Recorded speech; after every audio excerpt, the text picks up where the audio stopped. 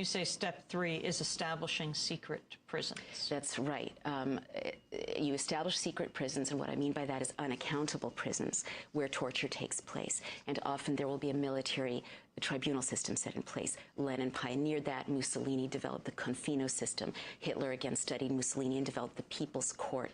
And what starts to happen is, and this is what's so scary about Guantanamo and Abu Ghraib and these black sites around the world, apart from the moral issue, and your interview just now with the Palestinian representative brought me to tears, because when he said it's not just the Palestinians he's concerned about, it's the Israelis who lose their souls by this kind of occupation.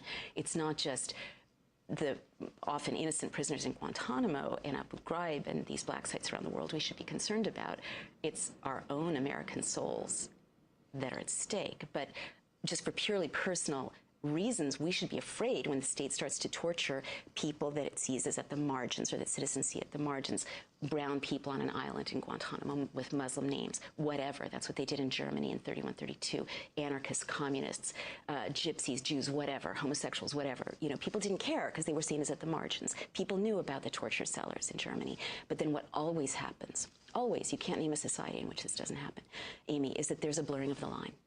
And once the state legalizes torture of people at the margins, inevitably it will begin to direct state abuse at people at the heart of civil society. And it's always the same cast of characters: journalists, editors, opposition leaders, outspoken clergy, and labor leaders. And when that starts to happen, society can close down in a heartbeat, because people start to censor themselves. It's interesting, during the lead-up to Nazi Germany, American reporters were fired by their American editors, pulled back from Germany, because they were sounding the warning. They were saying, we're seeing a fascist society build. And they were told that they were biased, they were not understanding the circumstances in which Hitler was rising up. People were concerned about their economy. They had been devastated, and that they were being alarmist. Interesting. That's really interesting. I mean, I'm immediately thinking, as you say that, which I actually hadn't known, that I'm thinking of a lot of books I've been reading lately about deep U.S. involvement. Some corporations were deeply involved in Nazi Germany, making millions, like IBM.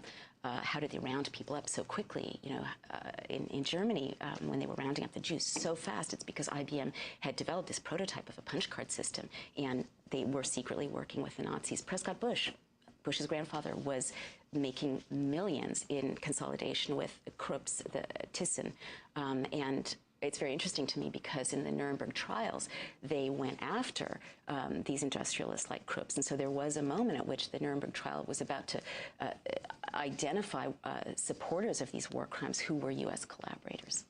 But they didn't. But they didn't. But I think it's interesting that there is that historical memory in the family. It's the question of who controlled the trials.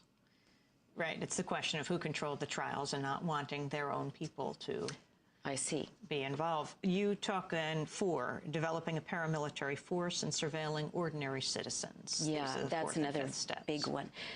I just want to note about the blurring of the line, why we're in such a moment of danger right now.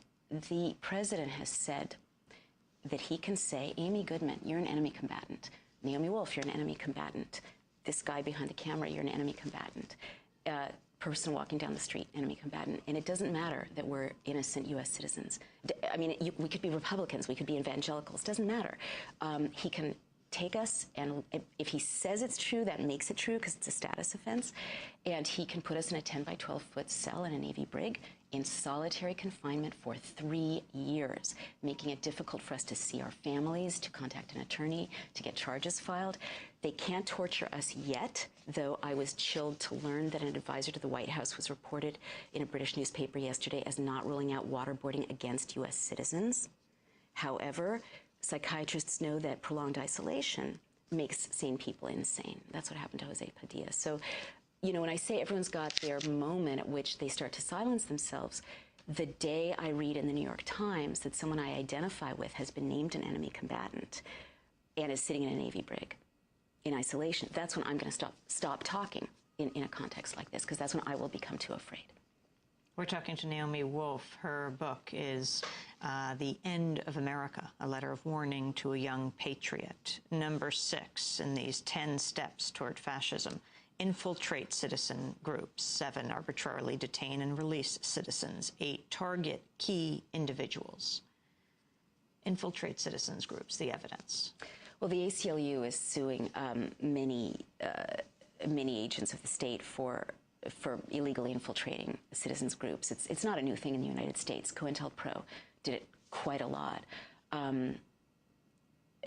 But it is a hallmark. It's an extension of surveillance society, and it's a hallmark. It's an extension of step number 4, which was the surveillance apparatus. Now, you can't close down a democracy without a surveillance apparatus aimed at ordinary citizens. And what many of us know is that there's been a heightening of surveillance in the wake of 9/11. But what we've got to understand is that our country is unique right now in directing the crackdown on civil liberties and surveillance at citizens. Countries like England and Spain experienced the same terror attacks, the same kind of terror attacks by the same bad guys that we did, but they're not using that as a pretext to strip citizens of civil liberties in the same way. And what is so terrifying, again, Italy had a surveillance apparatus. People were informing on each other. Germany, surveillance, the Stasi in East Germany. You couldn't have a conversation with your neighbor without fearing that it was going to go into your file. You can't close down a society without a paramilitary force. We skipped over that one. It's very important. Blackwater, the black shirts, the brown shirts, that's not answerable to the people, and surveillance. So why am I petrified? Why, when I read about Blackwater and about surveillance, I was on the watch list for 1.5 years, Amy, which means that every time I got on a plane, I got taken aside for extra searching, quadruple S, high risk Naomi, and I was told you're on the list. And I found out that many critics of the administration are on the list. UCLA, ACLU, staffers, Ted Kennedy, anti-war activists, David Altoon, a highly decorated Vietnam War veteran who was critical of the Iraq War. Not only is he on the list, but people who come to me in tears after my readings are more upset that now their kids are on the list if they write a letter critical of the Bush administration. Have you been able to get off the list? Well, I was off the list till this book came out, and now I'm back on the list. Why is this more than a sort of irritation, or in a strong society it's just like whatever, this is kind of a compliment, but in a closing society it gets very frightening. In February, the management of the lists, which have swollen from 45,000 to 775,000 Americans, they're adding 20,000 names a month, right? Where are they getting those names? Remember when I said, how do they round up people so quickly in a closing society? The management of the lists is going to go from the airlines to the government. And in February, unless we push back this regulation, it's being slipped in very quietly.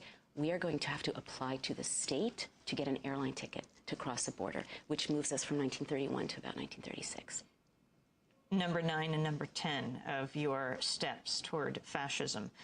Restrict the press, cast criticism as espionage, dissent as treason, subvert the rule of law is 11. What is the Patriots' task, where you conclude?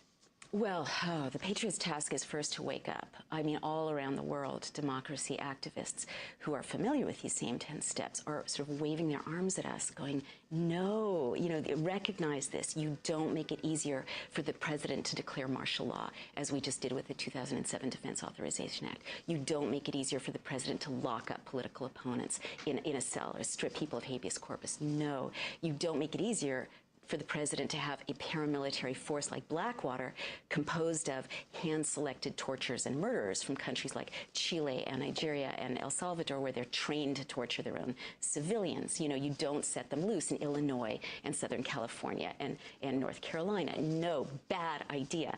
So first you wake up, you see the blueprint. Finally, we've started the AmericanFreedomCampaign.org. It's a democracy movement to restore the rule of law. We're calling for lawyers across the country and citizens to call for hearings, special prosecutor, identify the crimes, impeach and prosecute, and save the country. Naomi Wolf, I want to thank you for being with us. Do you think Democratic candidates are raising these issues for president? Not enough. This is a transpartisan issue, and we all need to push them, hold their feet to the fire. Naomi Wolf's book is The End of America. Thank you for being with us.